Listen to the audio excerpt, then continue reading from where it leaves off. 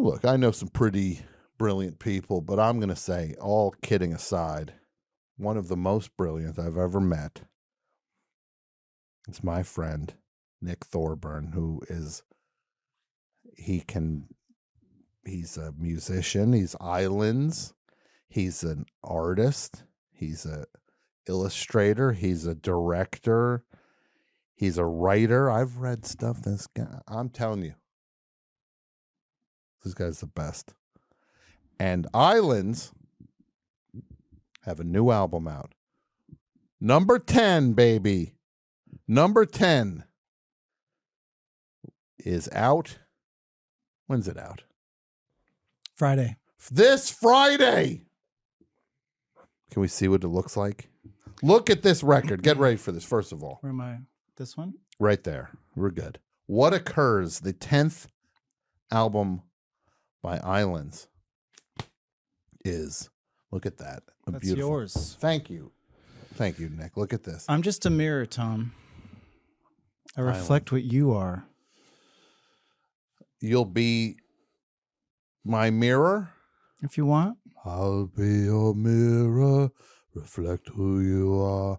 I will the stars and the sun. I don't even know the words. I can't.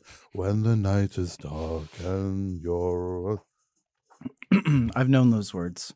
Yeah. It's a good song. It's not my favorite. It's not your favorite. I know you told me Velvets. that. You told me that's not your favorite. You prefer murder mystery. You've always I prefer The Gift. You prefer As The a Gift. writer. Waldo Jeffers was that. Yeah, I like all of it. Me too. What's the worst Velvet Underground song? Let's think. What would it even be? I mean, it's probably something off Squeeze, but even that is... We're not counting Squeeze. Okay, if we're doing the proper four, what do you think the worst one would be? I think it might be... The Buffalo... Wild Bill or whatever. Are you Lonesome Cowboy Lonesome Cowboy Bill. I was going to say Head Held High. Yeah. It's a trifle. And it's fine. It's a trifle. A bagatelle, if you will. Yeah. It's not... Because you're talking about the song is... It's sandwiched in between Who Loves the Sun, Sweet Jane, Rock and Roll, and New Age. Of course, it's going to come up a little. Something's got to come up a little light. It would be somebody else's best song. Did you ever hear that Brian Eno talk about the Velvet Underground? Obviously, like that's his big band. Yes. The famous quote is attributed to him. He only listened to that first record one time, he claims. He listened to it once and he was like, I'm going to keep this pure. I'm never going to listen to it again. Really? Yeah. And he's claimed to, he's only listened to it once and it's his favorite band. It's his favorite record. He only listened That's unbelievable. Once. Yeah. Well, I'm just going to say this. Anybody out there, you get What Occurs. You don't go the Brian Eno way. No, you got to stream it multiple times. You burn it down. You play this thing until the needle goes through to the other side. Yep. While you're streaming it, because I need those pennies. Yes. We got to get the streaming going on this record. Got to get those numbers up. We should just make up like a lie about the record, like Sabrina Carpenter is on 5 songs. She's on a few, yeah. Chappelle Rowan is on a couple. Yes. And who else is hot now? Troye Sivan. All of these names sound generated by AI, though. Yes. Troye Sivan is on it. Sabrina Carpenter. The guy who played Jar Jar Binks is on it. He just does like the outro. He does like a whistling. He whistles in the outro of one song. I forget what that guy's name was. Yeah. You know what? I feel like you've been priming the pump all night, but he's got to go on the list, I think, maybe. As a loser who's a winner? Who's a winner. I think so. He won. I think he did, He too. won. He came out the other side. Totally. Ahmad He's richer than me. Ahmad Best. Yes. Thank you. That was fast. Yeah, we'll get into all this thing. Sorry, with the list. I'm like, you're prime. I'm eager. You're eager. You're chomping at the bit. Chomping at the bit. Champing. Champing and chomping. I never know. Is it Me both? neither. I think it's a regional thing. Like Like kitty corner and catty corner. I think it's Uh-huh. just where you live in the world. Yeah. For me, it's chomping. I think a horse chomps. It doesn't champ. That's not a verb. I don't know. People in the chat are saying champ. Well, those people are idiots. Well, you know what, Nick? Thank you. Finally, you hear that, chat? I really need them. You hear that, chat? I really want them to be not on my side. Yeah, the guy who just said, "Hey, my album comes out in 3 days." I'm kidding. Now people are saying always chomp. Champ, they don't even have it's not even a united consensus over on the chat. Well, we're not talking about champs tonight. We're talking about underdogs. No, we are talking. I'll talk about one champ. Okay. The champ of music is Nick Thorburn. 10 albums deep for Islands. Yeah. You did and the last 3 have come boom, boom, boom. Yeah. The trilogy. The trilogy. And explain the trilogy to people. So if it's because each one is different. Yeah, and it's not like their narrative thread connects all 3, Mhm. but there is a conversation happening between the 3. Okay. So Islamania was Saturday night. Mm-hmm. Dolphins was Sunday morning. Okay. And what occurs... Another great Velvet Underground song. Sunday morning. Of course. Yes. The greatest. One of... So Islamania is like the it's dancey, it's fun. Yeah, we're talking Bee Gees and we're dancing, we're having fun. We're at the club, we're partying and then was it last year's album? August 25th. And that's why Dolphins lost their legs? Yeah. That's the Sunday morning. That's the wake up call. Mm-hmm. But you still got a day, you know? Yeah. You still got your Sunday. Mm-hmm. Your Monday scaries haven't started yet. So you still got that Sunday evening. You can kind of watch the sunset. Yeah. And think about your life. Now, what occurs? Is that a Sunday evening album? Well, it's Monday afternoon, I think. It's Monday afternoon. So we're not really selling the record too much with a Monday afternoon record. But have you ever, and I'm just going to look. It's not for Garfields. No, it's not for Garfields. Because we like Mondays here on the Best Show. We love Mondays. We hate lasagna.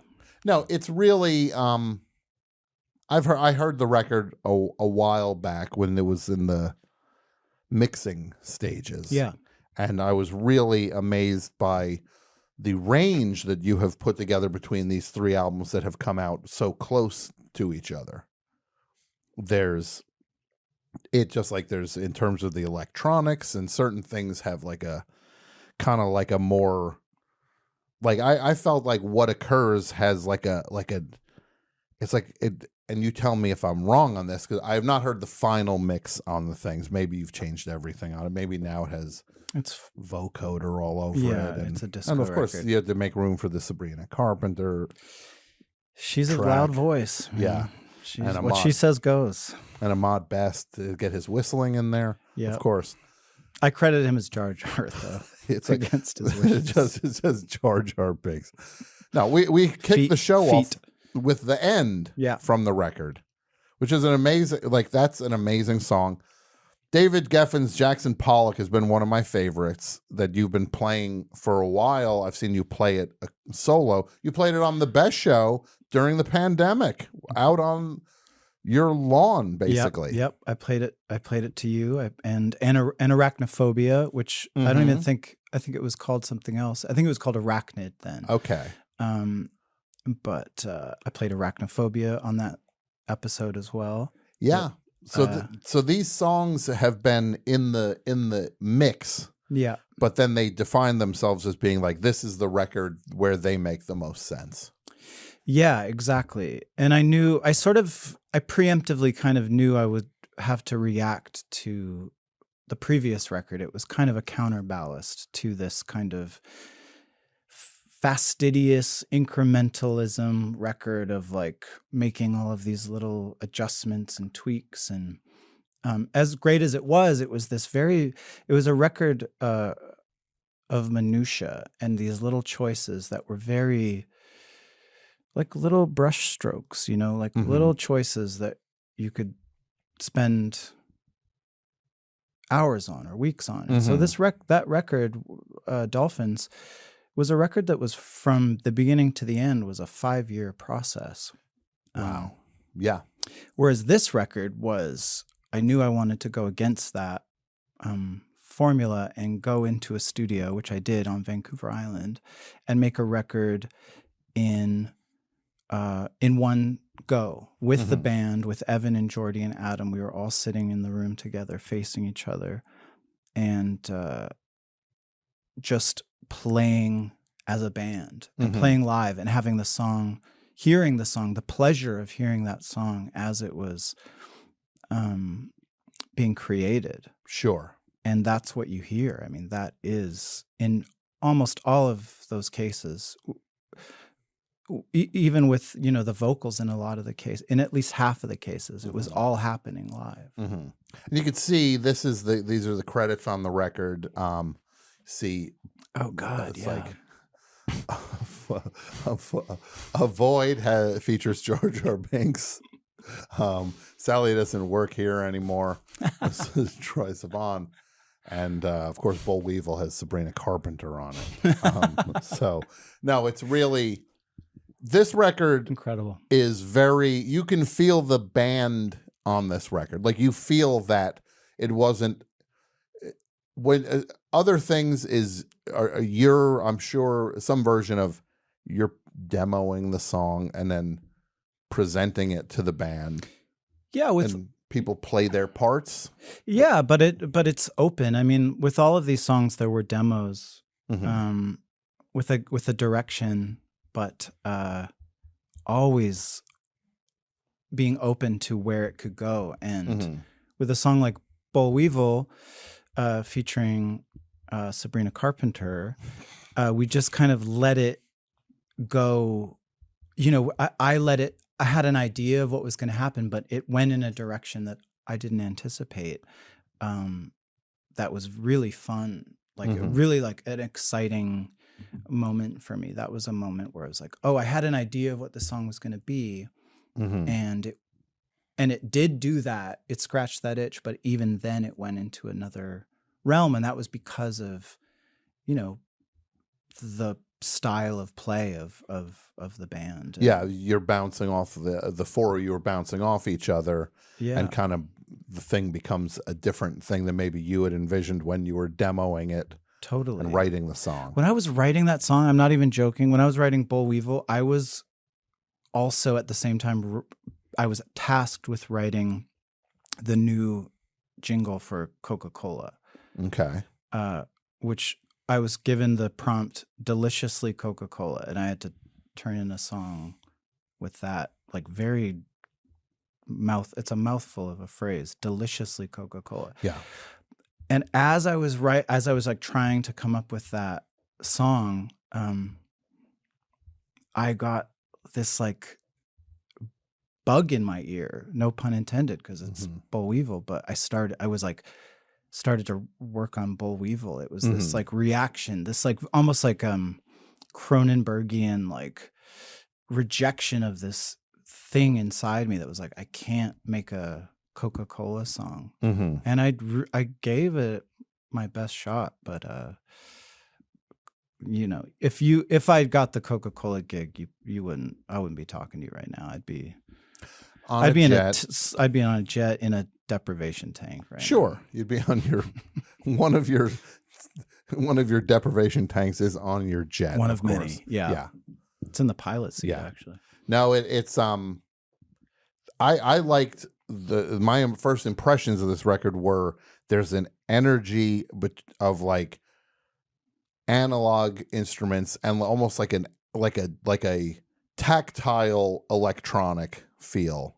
Yeah. If that makes sense. Like it's not as like, because sometimes you do electronics and it's these washes of things, and that is the entire world the entire song is being painted by electronics. Yeah. So it's just waves of things, and you're just immersed in it. It has the energy, the new record, of kind of like you feel the realness of keyboards and things mixed with guitars in a very real way. It's all in the room. I mean, it's all blasting through the room when we made this record. It's if you're hearing it, we were hearing it too. That was kind of the MO, and so it's a record made by 4 people in a room, and that's and the instrument of the room is kind of in there too. That's amazing, because Islands, you've gone there before, and you've done that before, and now you've done other things too.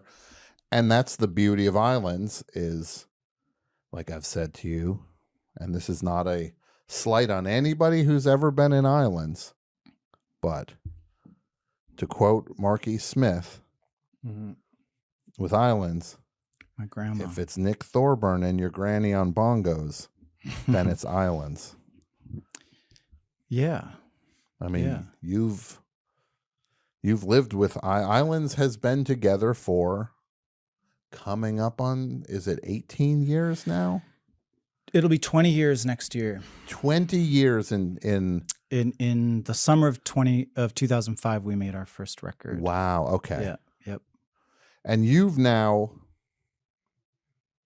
made Illusion. Look, we have not talked about this, so I'm not being cute by pretending this is a thing. I'm actually asking you this now. You made allusions online, like slightly cryptic, that this could be the final Islands record. Yeah, could be. I mean, why not? 10 is a good round number. If you're going to end a run with a song called The End, that seems that's about featuring Jar Jar Binks. That's about a kind of a reflection on a life lived and decisions made. It's a good way to go out. But the reality, the truth of that is that I was kind of just, you put out a record, you have to hire a publicist. You hire a publicist. You got to write a blurb when you release a single. You got to write what's the song about. And I just always feel averse to writing these things about what a song is about. It feels like it should remain a mystical kind of thing. Like it should be as much for the listener to decide as it is for the writer. So there's a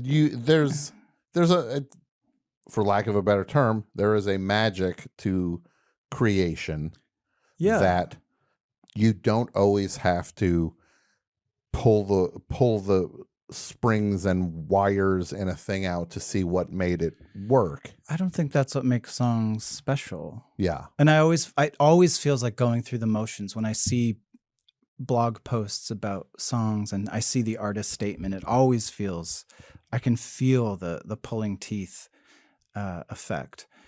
And so just kind of as a cheeky joke, I sort of, when I submitted the blurb to my publicist, I just said, for The End, which was a single released about a month ago, I just put out that it was the last song on the Last Islands album.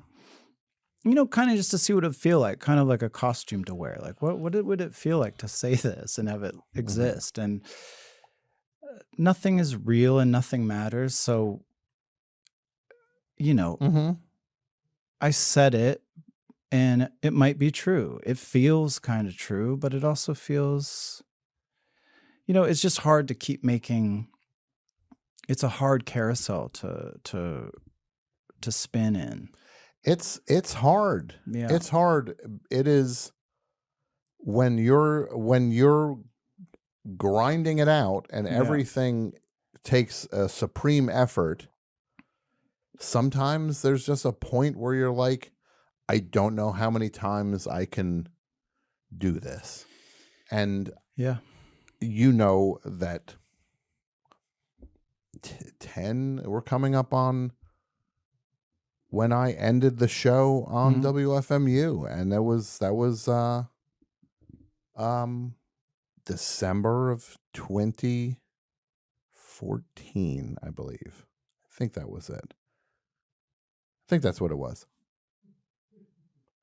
And